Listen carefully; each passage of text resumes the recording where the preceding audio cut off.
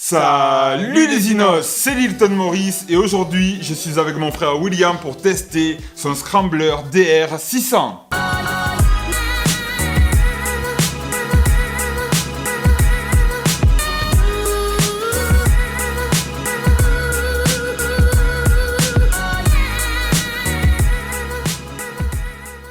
Aujourd'hui les Inos, on est dans l'atelier de mon frère pour découvrir son Scrambler DR600. Pour les Inos qui ne te connaissent pas, présente-toi William. Donc je m'appelle William, j'ai 36 ans et ma passion C'est rénover des motos. Alors justement, d'où te vient cette passion pour la moto? Ben je crois que ça...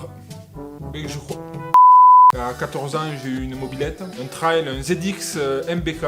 D'accord. Est-ce qu'à l'époque il y avait besoin de passer le BSR? Non, pas de BSR. Ensuite, j'ai enchaîné sur une MTX 50. Yeah, baby, Honda. yeah. À savoir que cette MTX, dans mes souvenirs, je devais en hériter. J'ai préféré avoir un Rocket, Voilà. un scooter Rocket. Wouh! Scooter Rocket. Donc ensuite, vers l'âge de 16 ans, on piquait la moto de mon père en fait. Il avait un vieux DT 125. Ensuite, pour moi, la moto, ça s'est arrêté là. D'accord. Un copain qui est devenu un ami puis mon témoin de mariage, Freddy, si tu nous écoutes. Donc Freddy m'a redonné goût à la moto et à l'enduro. On a commencé par acheter un petit YZ 2,5, tout en délicatesse. Ouais, celui-là, je me rappelle qu'il a envoyé du pâté, celui-là. Ouais. J'ai pas entendu cette expression depuis 1992. 91. 91, exact. Ensuite, donc, j'ai voulu rouler un peu sur la voie publique, pouvoir rouler en légal, donc j'ai acheté un petit CRM 125. Je suis passé au level au-dessus, on est passé au 125 EXC KTM, hein, la base de l'enduro. Donc ensuite, j'ai passé le permis gros cube et là, j'ai acheté une petite moto portugaise, une marque pas trop connue mais très sympa, AJP. D'ailleurs, tu la vends, passe un message. D'ailleurs, je la vends, hein, vous la trouverez sur le bon coin. Voilà, puisque pour moi, l'enduro, ça s'est terminé à l'âge de 35 ans, quoi. Ouais, il y a un an. Ouais, non, bon. Faut savoir que pour faire de l'enduro, il faut avoir du physique, des bras, du temps, de l'argent. Donc en fait, j'achetais...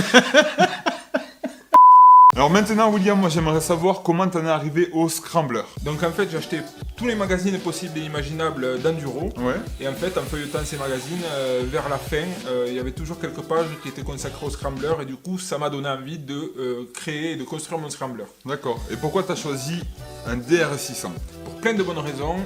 Déjà, le budget. Tous les vieux trails des années 80, comme ça, on en trouve vraiment des pas chers. Pour exemple, celle-là, elle roulait, elle était en parfait état. J'ai juste changé un câble d'embrayage.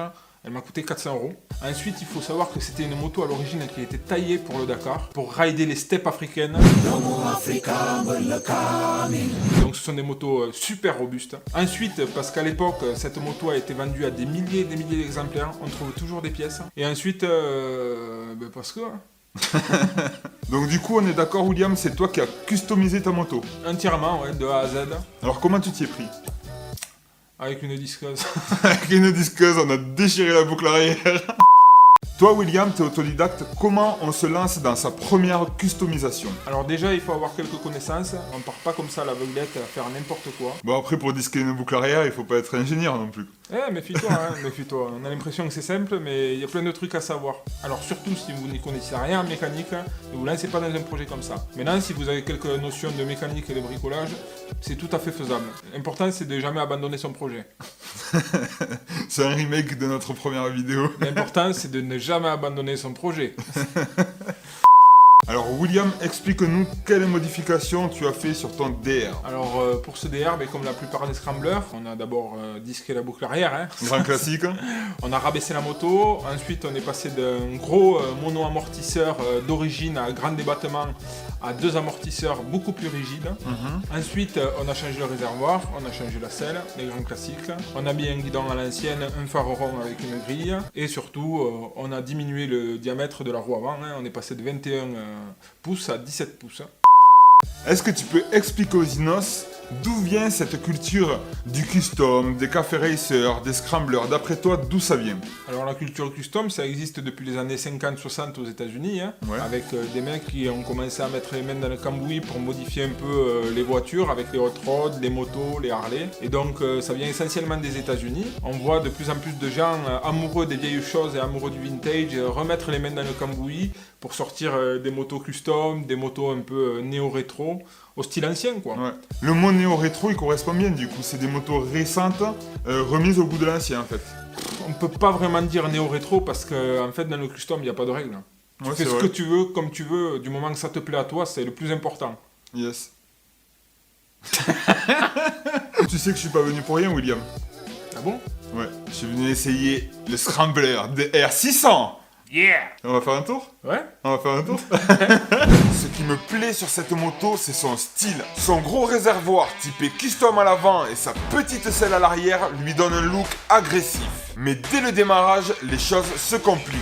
Pas de démarreur électrique. Il n'y a donc qu'une seule solution, sortir le kick et mon mollet de catcher. Heureusement pour moi, la belle n'est pas capricieuse. Un petit coup de gaz et bam! On enclenche la première et c'est parti. Dès les premiers tours de roue, on sent bien que tout se passe à bas régime sur ce moteur. Ils sont pleins et puissants. On voit vraiment que cette moto a été conçue pour passer les dunes africaines. Même si vous vous trompez de rapport en sortie de virage, elle ne broute jamais.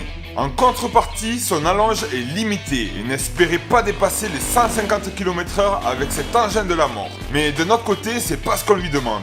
Elle s'exprimera mieux sur les petites routes de campagne que sur les grandes voies de trafic.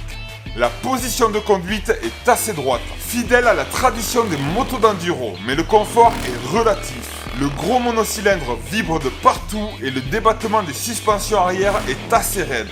Bref, ne comptez pas traverser l'hexagone de long en large avec cette bécane. Niveau tenue de route, c'est un vrai régal. Malgré ses pneus mixtes Mitas E07, la bécane tient parfaitement le pavé. L'abaissement des suspattes et donc du centre de gravité doit y être pour quelque chose. Et je dois dire que pour une moto dont il ne reste pas beaucoup d'éléments d'origine, elle est plutôt rassurante. L'étrier double piston à l'avant et le tambour d'origine à l'arrière font eux aussi le travail. Bref, même si cette moto est assez rustique, raide, qu'elle vibre de partout et qu'elle fait un bruit monstrueux, je me suis régalé à la tester tout au long de cet essai.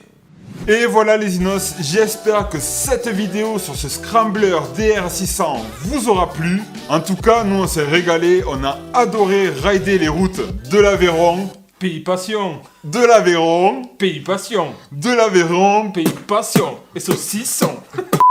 William, est-ce que tu as un petit message à faire passer aux Inos? Ben ouais, déjà ça fait plaisir de voir qu'il y a autant de monde qui s'intéresse à tes vidéos moto. Ouais. Ça fait chaud au cœur. N'hésitez jamais, faites ce qui vous plaît, n'écoutez pas les autres, allez jusqu'au bout et surtout roulez en sécurité. Les Inos, n'hésitez pas à nous dire en commentaire ce que vous pensez de ce Scrambler DR600. N'oubliez pas le petit pouce bleu qui fait plaisir. N'oubliez pas de vous abonner et surtout, n'oubliez jamais, un Zinos reste un Zinos, c'était Lilton Maurice, peace.